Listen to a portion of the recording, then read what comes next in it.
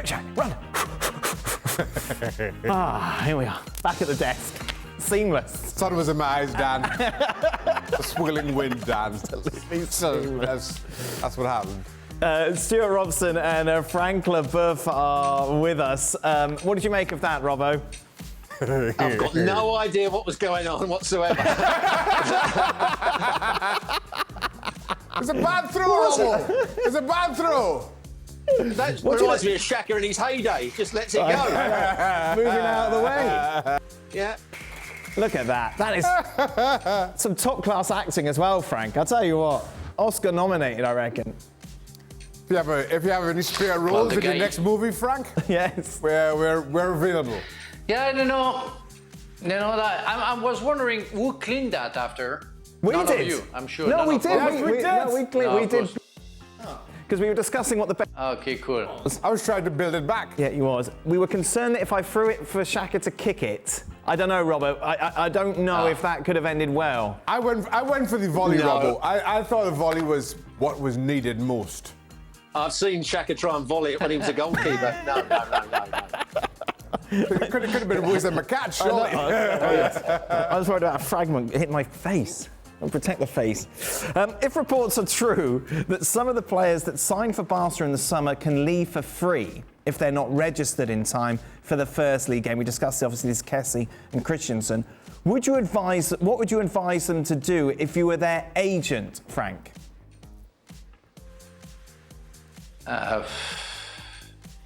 Wow, it's complicated because now most clubs, they already bought the player that they wanted.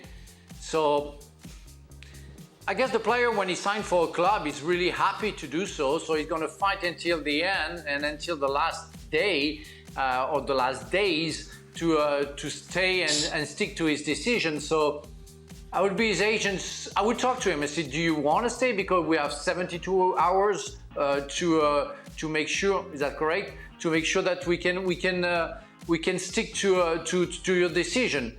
But if you want to leave, I have a hard work to do, but it's not in our hands. So it's really up to you, because there's nothing you can do. It's not up to the player, it's not up to the agent. It's only up to a club who is so much in debt. That's really, for me, I was listening to the segment that you made about that. It's a real farce. That yes. The club who has the most debt in the world is able to buy the most players on earth. That's crazy. Robert, you were saying during the show, if you were Manchester United, you would try and get into Kessie's ear and get into Old Trafford. Absolutely. If you're going as a player and you're signing for Barcelona, you want to be playing the very first game of the season, or certainly be in contention for it. So if it doesn't happen and he's not registered, you think, well, what's going on? I want to be playing football. I want to show everybody how good I am. And Manchester United are struggling in midfield. Kessie is an excellent midfield player, and he would be the ideal player to take over from the likes of Fred and McTominay. So if I was Manchester United, Ten Hag, and whoever does the signings, I'd be into Kessie's ear straight away. Barcelona, Manchester. But I mean, the issue still remains about Champions League football for some of these players, and why a lot of them chose other clubs over Manchester United. But Rob was right. If at this point it looks up in the air, if you're Manchester United, you have to get in early, because, for argument's sake, let's say Chelsea. I'm just using Chelsea as an example here. Of course, let's say Chelsea losing their next two games. Right. And all of a sudden, there's a week before the close of the transfer window, and these players are available. And now you're having to make a decision between Chelsea and Manchester United.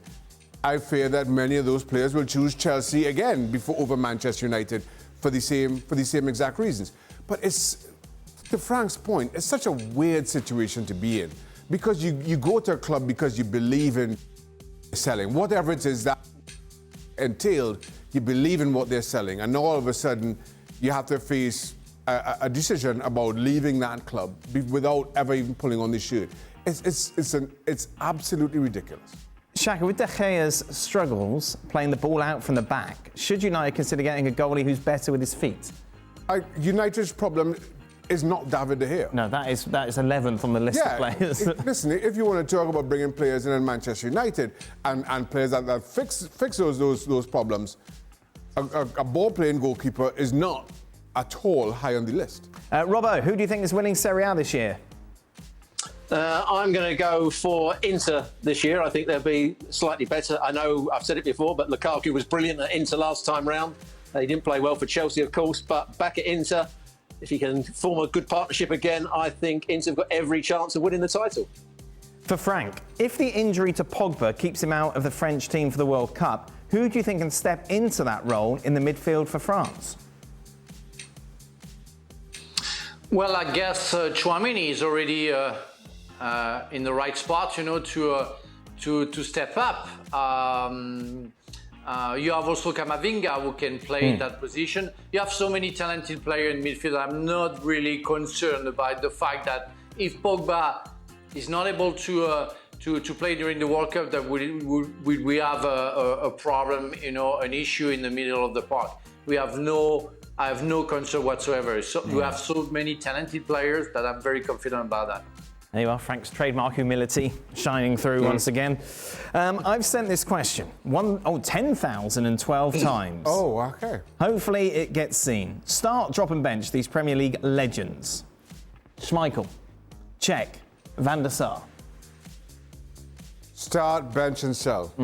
But everybody, you know who I'm starting. You love Schmeichel. I love Schmeichel. I maintain best Premier League goalkeeper ever. Right. So he starts. And then the other two are Van der Sar and Cech. I will bench Petr Cech because he's got my jersey. And He has. He has a Hislop. He gets a lot of love for that. Yes. And that leaves me selling Edwin Van der Sar. Right. Which is a really strange sentence to say. Right. Sell Van der Sar. It just doesn't even sound right. But somebody's got to be sold.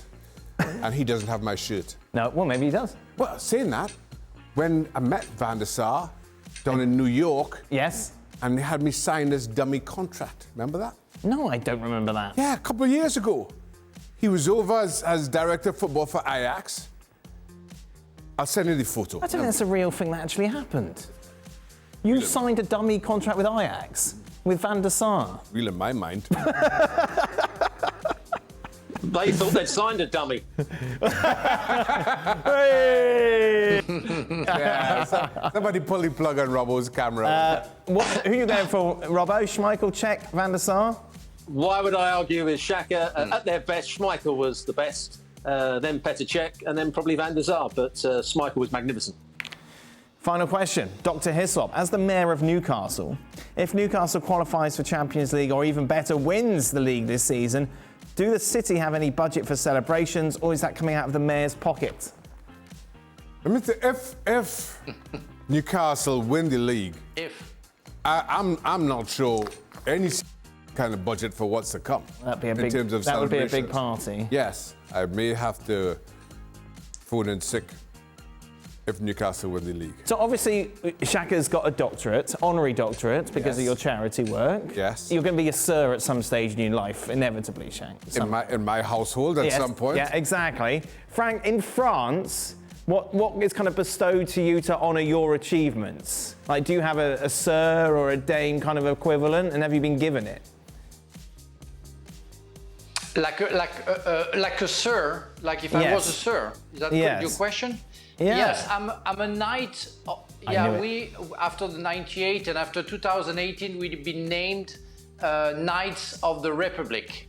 So it doesn't exist, the sir. You don't have to call me sir, but we are Knights of the Republic. So we have a nice medal, silverware, and this is why sometimes you see on my suit the red stud that I have. It's to show that.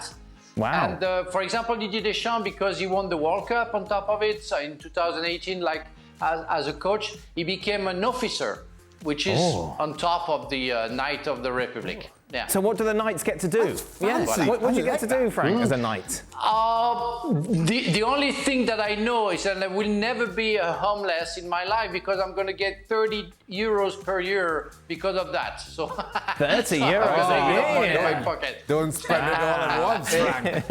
What I have honour nothing do to you do. have, I Robert? have nothing to do. I like that Well, I'm knight. already a sir. I'm already a sir, Dan, as you well know. Yeah, I was made- right, Robert. I was made a sir by my parents. Because my middle name is Ian. Yes, so Stuart Ian Robson. And that would set the tone. That would set the tone as to how he relates to everyone. That is it. Thank you very much, sir. Thank you very much, Knight of the Republic. Doctor, look at all this. I like that knight thing. You've already got a doctor, Shaka. To win the World Cup for France. That was a bad throw. What do you mean? It was just a You bad could at throw. least like juggled it or made it a bit more I spectacular. lost it in the lights. The studio lights were right in my eyes, Dan. Yeah, there we go. Beautiful. That is the new La Liga ball for the new season, which of course kicks off this weekend here on ESPN Plus. We'll be continuing to look ahead to the opening matches of the campaign on the next edition of the show, so be sure to join us.